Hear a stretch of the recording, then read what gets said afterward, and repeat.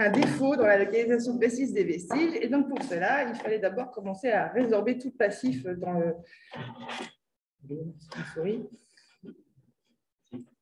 Ah là, elle est là maintenant. Sauf que moi, je voulais l'avoir maintenant.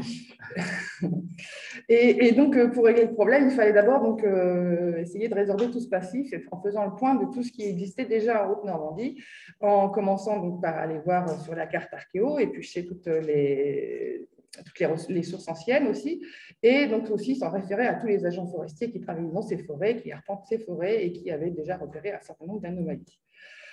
Et ensuite, donc une fois avoir fait ce point-là, aller ensuite vérifier sur le terrain toutes les informations obtenues, localiser précisément les vestiges dans le découpage forestier, pour les localiser vraiment, comprendre comment ils sont structurés, s'il s'agit d'enceintes, de mares, ou des choses comme ça, et aussi, si possible, évidemment, de les dater. Donc, en 2005-2006, après avoir fait ce premier essai sur la forêt de Lyons, ils ont appliqué cette méthodologie à l'ensemble de la Haute-Normandie grâce aussi à une convention qui a été, de partenariat qui a été réalisée entre l'ONF et la DRAC, et qui a permis un versement d'une subvention de la DRAC à l'ONF pour financer à peu près 80% du travail à 100% de Jean-Michel Berger sur 6 mois, en 2 fois. Voilà. Après, donc forcément, ils se sont aussi posé la question de la pérennisation de l'information, que ce soit du côté ONF, donc là, en remplissant des fiches A50 RC, qui sont des fiches dans lesquelles on inscrit tout ce qui est vestiges et éléments culturels remarquables. Donc, vous avez un exemple de fiche à l'ancienne que vous avez sur le côté droit de la diapo. Et du côté SERA, évidemment, toutes les données ont été enregistrées dans la carte archéologie et ces fiches A50 RC ont été intégrées aux dossiers communaux associés. Ensuite, ils sont évidemment aussi posé la question de la sensibilisation des agents ONF à la détection des vestiges archéologiques, en mettant il y avait déjà une formation d'un point de vue national, mais aussi en mettant en place une formation en région pour vraiment tenir compte des spécificités régionales. Et ils ont également et aussi dans l'objectif était aussi de mettre en place tout un réseau de correspondants archéologiques, que ce soit par unité territoriale ou massif forestier. Et l'idée aussi était d'avoir un correspondant principal par agence territoriale. Donc, si vous avez encore une autre fiche un peu AR50, un peu plus A50 RC, pardon, un peu plus moderne, si je veux dire. Et enfin, donc, comme je le disais, oui, ils ont été les premiers à s'interroger comment prendre en compte le patrimoine archéologique dans les pratiques sylvicoles. Et pour cela, ils ont réfléchi à une hiérarchisation, à une politique de gestion qui permettrait la préservation des vestiges tout en permettant à l'ONF d'exploiter les parcelles. Et donc, voici ici, enfin, ce qu'ont déjà présenté Cécile et Anthony hier, les différents niveaux de hiérarchisation des sites, où vous avez le détail. Et tout cela en accompagnant ces fiches, enfin ces niveaux avec un plan de zonage, comme l'exemple que vous avez sur la droite de la diapo. Et donc, du coup, en Haute-Normandie, 39 sites ont quand même été classés en niveau 1 pour leur importance scientifique ou sur le fait qu'ils soient d'une très grande étendue.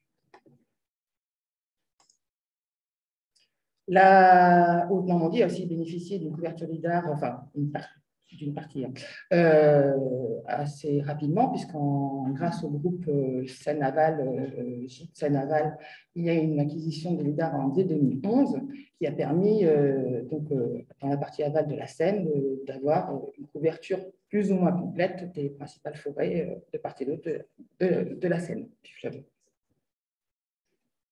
Et forcément, donc, des prospections ont suivi suite à ça, tel que le rapport que vous avez sur l'image à droite.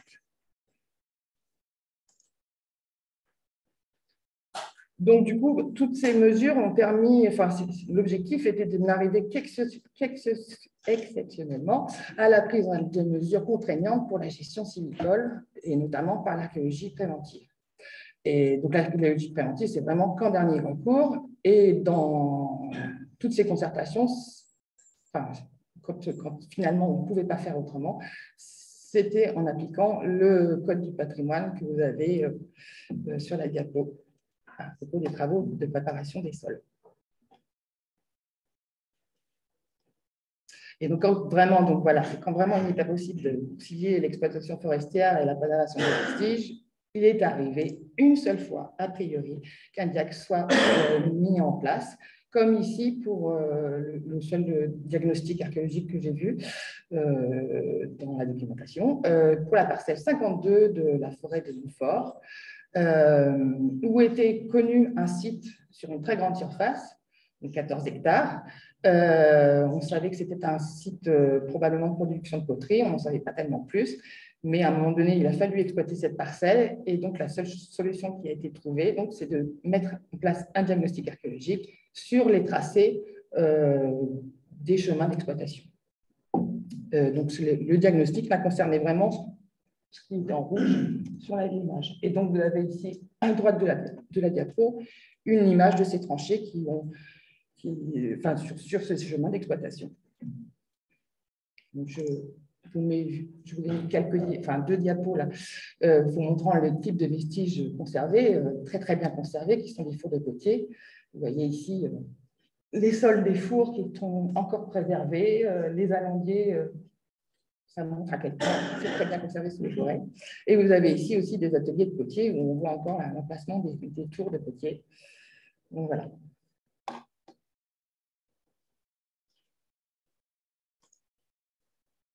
Alors maintenant, j'en reviens à l'ex-Basse-Normandie, qui a aussi eu une histoire liée à la rencontre de plusieurs personnes.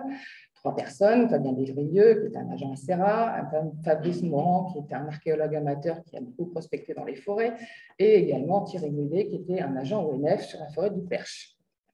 Donc, parce que oui, en Basse-Normandie, les forêts sont principalement dans l'Orne, et c'est dans l'Orne qu'il s'est le plus passé de choses pour la Basse-Normandie. Ça a été présenté hier par Cécile et Anthony. Sauf qu'en Basse-Normandie, l'agent SRA, qui était féru de forêt, n'est pas resté très longtemps. Donc, il y a eu un moment de flottement. Au début des années 2000, ça a commencé. Et ensuite, il ne s'est pas passé grand-chose d'un point de vue archéologique en forêt jusqu'à l'arrivée d'Anthony Mathieu, un agent forestier, qui a pris les choses en main. Heureusement qu'il était là. Il y a quand même eu une convention cadre qui a été signée entre l'ONF et le SRA pour tout ce qui est échange de données entre les deux institutions. Mais il n'y a pas eu de préconisation, de travail sur les préconisations comme ça a été fait en Haute-Normandie. Voilà.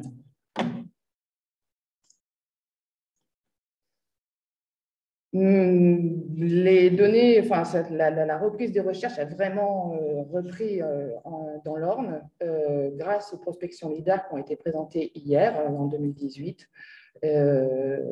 Grâce à une collaboration entre l'ONF et la DRAC, la mise en place d'une convention. Et donc voilà, avec les objectifs de connaître forcément le territoire et son histoire, d'utiliser les données LIDAR pour obtenir une cartographie de plus en plus précise des données archéologiques dans les forêts de l'amont de l'Orne, et pouvoir intégrer toutes ces données dans la gestion forestière. Donc voilà, donc entre la basse et la haute Normandie, on a une connaissance assez différente, on n'est pas au même niveau dans la carte archéologique. Donc là, j'ai fait des extraits, mais je crois que vous ne voyez pas grand-chose. Il y a beaucoup plus de points rouges sur la haute Normandie à droite par rapport à la basse Normandie, et puis des zones qui sont encore totalement inconnues, comme la forêt entourée en rouge sur la carte à droite en basse Normandie, la forêt de Balleroy-Soisy, qui commence tout juste à être prospectée.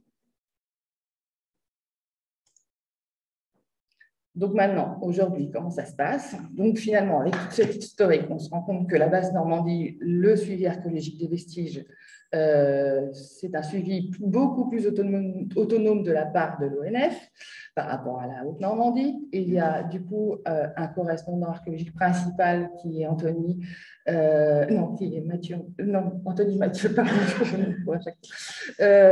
qui suit l'ensemble de l'archéologie sur toutes les forêts domaniales de Basse-Normandie. Il est accompagné de 3 correspondants par relais, comme ils appellent ça, sur les 3 unités territoriales de l'agence d'Alençon. Donc, du coup, ça nous amène à avoir un seul interlocuteur avec le SRA. J'échange avec lui. Donc, Anthony établit les fiches sites et les préconisations qu'il pourrait y avoir pour les vestiges archéologiques qui iraient en forêt. Et il les établit et après il les envoie pour validation au SRA. Il nous consulte à partir de la rédaction des nouveaux aménagements forestiers. Et lors de travaux envisagés ou de coupes envisagées sur des sites de niveau 1, il me contacte. Sauf qu'il n'y a qu'un seul site de niveau 1 en Basse-Normandie. Par contre, pour ce qui est de la gestion des sites dits de niveau 2, c'est à peu près autonome. En revanche, en Haute-Normandie, ce n'est pas tout à fait comme ça. Il n'y a plus de correspondant principal. Il y a de multiples interlocuteurs finalement entre le SRA et l'ONF. Du coup, à peu près, il y a un correspondant archéologique à peu près par unité territoriale, voire par forêt. Donc, ça fait beaucoup de gens qui échangent. L'ONF consulte systématiquement forcément le SRA lors de la rédaction des nouveaux aménagements forestiers, mais finalement, il y a aussi des visites sur site à peu près pour chaque travaux ou coupe envisagée dans les parcelles présentant des sites de niveau 1 et 2. Donc, à ce moment-là, c'est lors des visites de chantier que les préconisations sont mises en place pour la gestion des sites, avec un compte-rendu de visite. Et il y a un établissement à chaque fois d'une fiche A50 RC avec un plan de circulation. Et ensuite, c'est donc le SRA qui établit ces fiches et qui après les envoie à validation à l'ONF. Enfin, a priori, pas dans tous les cas. Donc, voici un plan sur une villa dans une des forêts. Je crois. Non, Trémaux-Lévrier. C'est facile à villa Sage, avec un plan de circulation, des engins où il faut éviter de passer dans le chemin en plein milieu qui traverse la villa. Voilà. Bon, pour le futur, là, il va y avoir beaucoup de choses qui vont arriver, puisqu'on en a parlé hier. La couverture LIDAR va concerner une bonne partie de la Haute-Normandie, donc toutes les forêts. On avait déjà donc les lidars sur la base vallée de la Seine. Désormais, toutes les forêts, les autres forêts donc dans le cercle rouge pour la Haute-Normandie vont être couvertes aussi par les lidars. Donc, on va pouvoir revoir toutes ces données qui, pour l'instant, n'avaient été repérées que par prospection pédestre. On va aussi avoir de nouvelles données au niveau du Calvados et pouvoir enfin prospecter, enfin de connaître un peu ce qui se passe dans les forêts du Calvados, cette forêt en rouge sur la Basse-Normandie. Et puis, de toute manière, enfin, le groupe GIP Seine-Aval va également refaire une nouvelle campagne de LIDAR et il va y avoir aussi de nouvelles données LIDAR sur toute la basse vallée de la Seine. Donc voilà, quelques pistes de travail en perspective. Là, donc, évidemment travailler sur les futures campagnes LIDAR, donc ça engendrerait forcément de futures collaborations ONF-SRA d'ici peu. Il va y avoir aussi à régler le problème du correspondant principal en Haute-Normandie, en Normandie orientale maintenant, comme on dit, pour éviter d'avoir tous ces interlocuteurs, parce que c'est compliqué à gérer, surtout qu'il y a beaucoup de sites de niveau 1 en Haute-Normandie. On va aussi avoir la question de l'uniformisation de l'information, puisque en Normandie, toutes les données sont enregistrées en fiche A50 et sont restées en papier. Et maintenant, tout est informatisé. Il va falloir que je reçois tout ça. Voilà. Et inversement, en Basse-Normandie, c'est déjà informatisé. Il faudrait qu'on arrive à avoir un peu un même fonctionnement pour la Basse que ce qui se passe en Basse-Normandie désormais. Après, je me pose aussi la question de l'intégration des données dans la carte archéologique, parce que forcément, il y a énormément de données maintenant géoréférencées et il y a un problème avec Patriarche qui reste un peu ancien et donc on attend désormais un nouveau logiciel et j'espère que ça pourra être intégré. Ensuite, ben voilà, il me reste à lancer les nouveaux programmes d'archéologie